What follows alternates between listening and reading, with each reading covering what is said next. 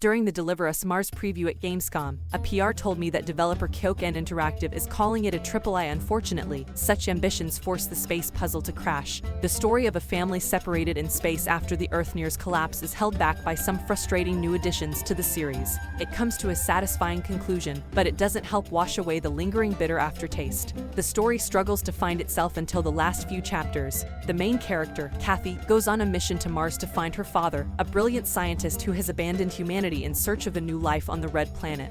A morally gray character in the original game, he's a pitiable sidekick here and a more accurate villain. Casey's motivations are mostly selfish, but dovetail enough with the core mission's motivations that she's never as ambiguous as she could be. It's a sad departure from its predecessor, and only you can decide who's right and who's wrong. The facial animation fails to convey the emotion of the voiceover, and the constant switching between past and present confuses the tutorial and the story and destroys the plot's rhythm. This shift to a more black and white narrative wouldn't feel so lost if the puzzles and action sequences weren't so bland. Rather than having a series of unique brain teasers, the puzzles mostly fall into one format, which can quickly become boring. Connecting energy beams in rooms or scenes to open doors and play I Spy spends too much time in the game. There's also a rocket launch sequence that takes all the tension and drama out of the first game. Instead of getting a manual and a time limit, you have to fumble with the console until an interaction button appears, removing any sense of action or urgency. Inspired by the free solo documentary, the new climbing mechanic makes solving each puzzle annoyingly slow.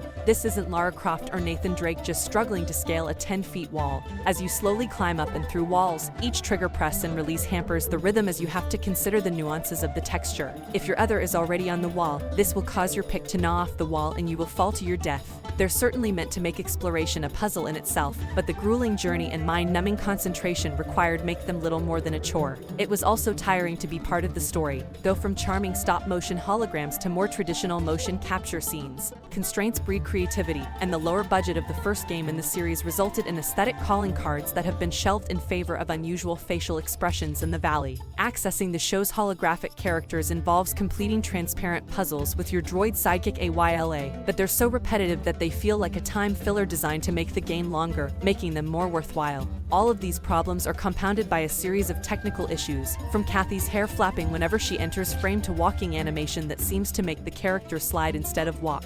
All of this seems to be the result of a shift to a more three-man game, and while the ambition is admirable, the execution is not. In trying to emulate the cinematic aesthetic of many narrative-driven AAA games, The Martian loses much of what made The Moon successful. Instead of a gorgeous indie game, we have a cult of disappointment. There's an interesting story here, with the occasional bit of glitter dust and some beautiful scenery and fantastic sci-fi imagery, but if we get a third entry in the series, I'd rather it go back to its roots than try to be something is not. Bigger is not always better. Our note's 2.5 out of 5. Thanks for watching. Don't forget to like and subscribe, and support my channel.